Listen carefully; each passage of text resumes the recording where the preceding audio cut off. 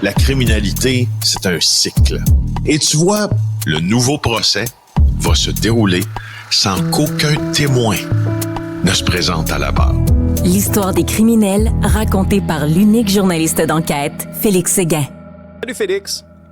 Bonjour.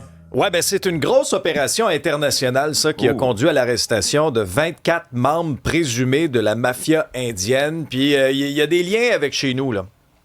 Hey, mon Dieu, il y en a d'énormes liens. Connaissez-vous Hardeep Singh Nijjar? On en a beaucoup parlé de cet homme abattu dans l'Ouest canadien en 2022. On en parle, en fait, à chaque mois au Canada depuis 3 ans. Je vais vous raconter ce qui est arrivé avec Monsieur Nijjar. Ensuite, on comprendra ce qui arrive aujourd'hui. Alors, en 2022, Hardeep Singh Nijjar, qui est un jeune homme qui était pour le mouvement Khalistan, c'est-à-dire un mouvement ethno-religieux qui voulait, au fond, une terre dans le Pendjab, un État dans le Pendjab, pour que les Sikhs puissent donc pratiquer leur religion, un État à eux, mouvement ethno-religieux, le Khalistan. Et Monsieur Hardeep Singh a été assassiné en 2022 ici au Canada après avoir été averti à plus d'une reprise par le SCRS, donc notre agence de renseignement de sécurité, de ne pas sortir de chez lui parce qu'il y avait un complot qu'il vivait. Les autorités sont obligées d'avertir un homme ou une femme quand sa vie est mise en danger. Alors, c'était le cas là. Et là, en juin 2023, Nijjar, finalement, après plusieurs avertissements, a été assassiné dans sa camionnette par 2 hommes masqués dans un stationnement de Surrey, en Colombie-Britannique. 34 coups de feu ont été tirés.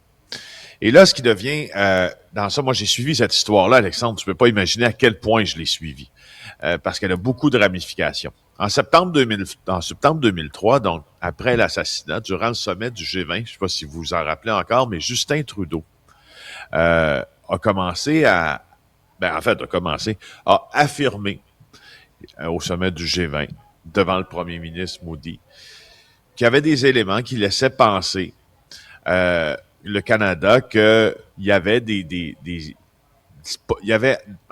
la violence envers ce groupe ethno-religieux-là, puis l'assassinat de Nijjar avait été fomenté en partie par le gouvernement indien. Donc, le gouvernement indien, imaginez, là, le gouvernement indien, Justin Trudeau avait accusé le gouvernement indien d'avoir tué un opposant politique en sol canadien.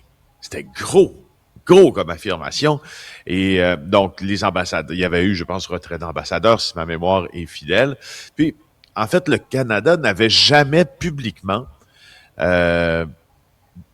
dévoilé, je dirais, de renseignements ou de preuves là qu'il y ait le gouvernement indien à cet assassinat. Alors là, j'en arrive avec la nouvelle d'aujourd'hui parce que c'est là que ça devient important. Il y a une vaste opération internationale aujourd'hui qui a été menée, entre autres, par le Canada et les États-Unis, où on a arrêté 24 membres de la mafia indienne et au moins un de ces membres-là serait impliqué dans l'assassinat donc du Canadien Hardeep Singh Nijjar. Je ne sais pas si vous comprenez l'importance de tout ça. Je sais que probablement les consulats et les ambassades aujourd'hui doivent être en train de se parler parce que de ce qu'on voit présentement, parmi les gens qui ont été arrêtés, on n'en voit aucun qui est lié directement au gouvernement indien. Alors, il y a parmi les 10 suspects qui sont visés dans ce dossier, il y en a 2 qui auraient dirigé leur organisation criminelle depuis l'intérieur d'une prison en Inde. Il y en a qui ont été désormais incarcérés, mais on recherche toujours 10 personnes.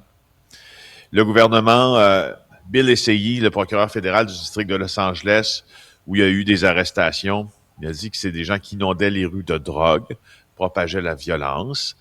Mais je veux dire, sur les 11 personnes arrêtées en Californie, là, on sait maintenant que le meurtre de M. Nijjar aurait été commandité par Lawrence Bishnoi. Bishnoi, là, c'est un homme c'est un chef criminel, puis il est à la tête du groupe qui porte son nom, le groupe Bishnoi. C'est un gars originaire de du Pendjab, il y a 33 ans, puis il a été arrêté dans sa cellule en Inde plutôt. Alors, pour l'instant, même si cette entreprise criminelle-là s'étend sur plusieurs continents, qui orchestre manifestement des assassinats politiques, des meurtres, des fusillades, des extorsions, des enlèvements, fait dans le trafic de drogue et d'êtres humains, je ne vois pas encore, et c'est je suis allé voir le communiqué, je suis allé voir tout ce que je pouvais voir en Californie lié à ça. Je ne vois aucun lien entre le gouvernement, donc la preuve qu'Ottawa est venu dire qu'elle possédait et le dire publiquement, et l'implication du gouvernement indien dans l'assassinat d'un de ses ressortissants au pays. Alors, ça fait vieillir encore plus mal, Félix, la déclaration de Justin Trudeau, l'espèce de coup théâtral qu'il nous avait fait, non pas à l'extérieur des murs, mais en pleine chambre des communes, là, puis les conséquences diplomatiques que ça avait suivi, ce que Mark Carney essaie un peu de réparer. Justement, c'est vrai que l'actuel premier ministre essaie de réparer ce lien effrité, brisé même pour certains entre le Canada et l'Inde. Et là, mais en même temps, j'essaie. C'est une histoire, comme je vous le dis, là, qui m'a pas fasciné. C'est pas le bon mot de dire qu'une histoire nous fascine quand quelqu'un meurt, mais qui m'a interpellé énormément de par la forme de crime, en tout cas organisé, que nous, on semblait moins connaître ici au Canada. Parce que, je veux dire, le crime organisé indien, et là, on le voit un peu plus poindre d'ailleurs avec l'opération donc South, là, dans le bout de Toronto, là, qui a mené à l'arrestation des policiers corrompus, qui est lié à Ryan Wedding. On voit des criminels ressortissants de nationalité indienne dans ça. C'est intéressant de comprendre la dynamique de ce groupe-là. Maintenant, ça n'enlève pas le fait que si on cherche dans tout ce qui est publiquement disponible, j'ai de la misère à penser que M. Trudeau, qu'un premier ministre canadien, aurait sur la place publique affirmé qu'on avait des preuves que le gouvernement indien était lié à un assassinat alors qu'il n'y en existerait pas. Il y a probablement, je ne sais pas, est-ce que c'est un briefing au bureau du premier ministre dans lequel le M. Trudeau avait appris cette information, puis il l'avait relayée aux communes, puis ensuite en marge du sommet du G20, etc. Je ne sais pas. Mais ce qu'on voit ce matin, je parle juste de ce qu'on peut voir, je vois pas de lien encore. Autre histoire, Félix, puis moi ça, sincèrement, là, c'est le genre de récit qui me fait dresser les cheveux sur la tête. Puis tu sais, qui nous incite aussi à nous questionner sur combien de chances on va donner là, à des gens qui n'en méritent pas, avec qui il n'y a pas grand-chose à faire. Okay? C'est un meurtrier qui avait tué son ex-conjointe en la violant il y a 25 ans. Eh bien là, lui, va retourner derrière les barreaux. Il a violemment agressé sexuellement sa nouvelle femme. Oui, il y a matière à scandale. Hein? Aujourd'hui, Isaac Rekina, vous allez voir sa photo dans le Journal de Montréal aujourd'hui, il a été arrêté en 2001 pour le meurtre de Pierrette Charette, c'était sa conjointe. Et là, donc, tranquillement, il a pu sortir de prison, sous le coup d'une sentence toujours, parce qu'il se trouve en libération conditionnelle. Et là, c'est là qu'il a violemment agressé sexuellement sa nouvelle femme. Sa nouvelle femme. Alors, le juge qui l'a renvoyé en prison sur le banc, la juge, devrais-je dire, a dit « Tout ça est des plus inquiétants. » J'irais même plus loin, mais c'est pas moi le juge. Alors, il venait de plaider coupable à une accusation sexuelle armée. Donc, imagine, en libération conditionnelle. T'habites avec une femme de 57 ans et il se marie, donc il va se marier avec sa nouvelle conjointe. Et là, en se réveillant un matin, la victime s'est mise à avoir mal partout. Elle avait scié la poitrine. Elle se souvenait pas de s'être endormie la veille. Et là, Rekina a mentionné l'avoir attachée sur une table pour l'agresser sexuellement pendant qu'elle dormait. Alors, en prison pour M. Rekina. Alors, on peut se poser la question, qu'est-ce qu'il faisait en libération conditionnelle? En fait, la question, c'est plus de se poser ce matin, que faisait-il en libération conditionnelle? On est beaucoup trop lousse, au fait, avec ces gens-là. Il n'y a pas assez de conséquences. Ben, moi, je suis en train de faire... on est dans les tournages présentement de la 3e saison de l'émission Le Parloir et on fait une émission entière sur les conditions de détention, les décisions qui sont prises par et les juges et les commissaires aux libérations conditionnelles.